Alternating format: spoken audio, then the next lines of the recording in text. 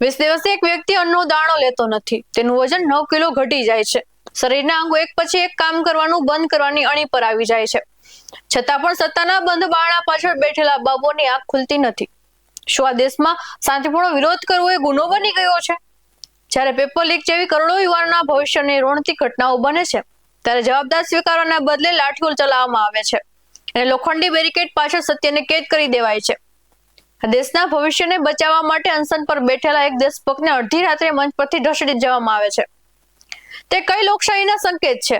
આજે સત્તાના નશામાં ચોરબાબુ અને શાસકો સામે તીખા સવાલો પૂછવાના છે, જેનો જવાબ આપતા તેમની જીભ લથડશે. નમસ્કાર દર્શક મિત્રો, હું છું શ્રદ્ધા અને તમે જોઈ રહ્યા છો BS9 TV ન્યૂઝ.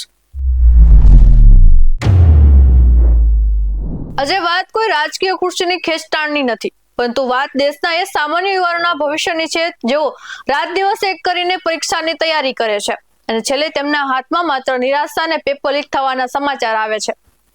આ અન્યાય સામે દેશના જાણીતા પર્યાવિદ અને શિક્ષણ શાસ્ત્રી સોનમ વાંગચુક દિલ્હીના જંતર મંતર પર છેલ્લા 20 દિવસથી ભૂખ હડતાળ પર બેઠા હતા. તેમની માંગ ખૂબ જ સ્પષ્ટ અને નૈતિક હતી. કરોડો વિદ્યાર્થીઓના સપનાઓ કટ્ટરધાણવાળી નીટ પેપર લીકની ઘટનાની જવાબદારી સ્વીકારીને કેન્દ્રીય શિક્ષણ મંત્રી પોતાના પદથી રાજીનામું આપવું જોઈએ. સૌથી મોટો સવાલ એ થાય છે કે જ્યારે દેશમાં કોઈ મોટું કૌભાંડ થાય છે, ત્યારે એર કન્ડિશન ચેમ્બરમાં બેસીને સરકારી ફાઇલો પર સહીઓ કરતા વહીવટ બાબુઓ કેમ મૌન ધારણ કરી લે છે? પેપર લીકના માફિયાઓ ખુલ્લેઆમ ફરી રહ્યા છે, પરંતુ જે વ્યક્તિ શાંતિપૂર્ણ રીતે અનશન પર બેસીને દેશના યુવાનો માટે ન્યાય માંગી રહી છે, તેની પાછળ 4 સ્તરનું લોખંડી બેરિકેડ ગોઠવી દેવામાં આવે છે. હાલની વાસ્તવિક પરિસ્થિતિ પર વાત કરીએ તો જંતર મંતર ખાતે ભારે તણાવનો માહોલ છે. આખો વિસ્તાર પેલા મિલિટરી ફોર્સ અને રેપિડ એક્શન ફોર્સના જવાનોથી ઉભરાઈ રહ્યો છે. જાણે કોઈ મોટો આતંકવાદી હુમલો થવાનો હોય તે રીતે સામાન્ય પ્રદર્શનકારીઓ ઘેરી લેવામાં આવ્યા છે.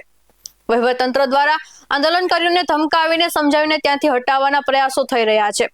આ દરમિયાન સોનમ વાંગચુકના સમર્થનમાં ભારે રોષ ફાટી નીકળ્યો છે. આંદોલનને કચડી નાખવા માટે જે રીતે બળ પ્રયોગ કરાયો, તેનાથી લોકોમાં સરકાર પ્રત્યે નફરત અને સવાલો વધી રહ્યા છે. ડોક્ટરોના મતે લાંબા સમય સુધી ભૂખ્યા રહેવાના કારણે સોનમ વાંગચુકના શરીરના આંતરિક અંગો ધીમે ધીમે કામ કરવાનું બંધ કરી રહ્યા છે.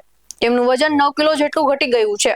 એક શિક્ષણવિદ પોતાના દેશના બાળકો માટે પોતાનો જીવ દાવ પર લગાવી દે છે અને વહીવટી બાબુ માત્ર મેડિકલ બબુલેટિન જાહેર કરી પોતાની જવાબદારીમાંથી મુક્ત થઈ જવા માંગે છે. સમગ્ર ઘટનાક્રમમાં માત્ર સોનમ વાંગચુક જ નહીં, પરંતુ તેમની સાથે ઉભેલા અન્ય સામાજિક કાર્યકરો પણ નિશાન બનાવવામાં આવ્યા છે. કોકરોચ જનતા પાર્ટીના સ્થાપક અભિજીત દીપકે સોશિયલ મીડિયા પર ગંભીર આક્ષેપો કર્યા છે કે પોલીસ દ્વારા તેમની સાથે મારપીટ કરવામાં આવી છે અને ગેરકાયદેસર રીતે કસ્ટડીમાં લેવામાં આવ્યા છે.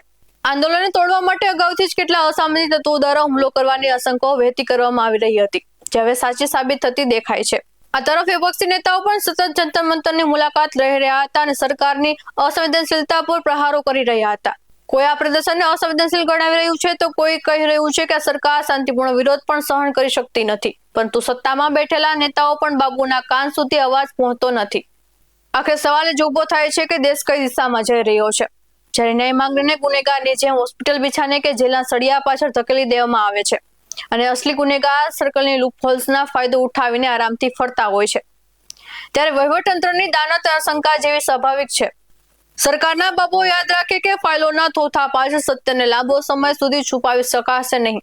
સોનમ વાંગચુકની ભૂખ હડતાળ કદાચ પોલીસે શારીરિક રીતે અટકાવી દીધી હશે, પરંતુ દેશના કરોડો યુવાનના દિલમાં લાગેલી આક્રોશની આગને ક્યુ વહીવટતંત્ર ઠારી શકશે? આ મામલે સરકાર હવે શું પગલાં લેશે કે પછી દર વખતની જેમ મોં પર તાળા મારીને બેસી જ રહેશે, તે જનતા જોઈ રહી છે. આવા જ વધુ સાથે મળતા રહીશું. તમે અમારી YouTube ચેનલને સબસ્ક્રાઇબ કરવાનું, અમને ઇન્સ્ટા અને ફેસબુક પર ફોલો કરવાનું ભૂલશો નહીં. બાકી અવનવી અપડેટ્સ મેળવવા માટે આપ જોતા રહો BS9 TV ન્યૂઝ. નમસ્કાર.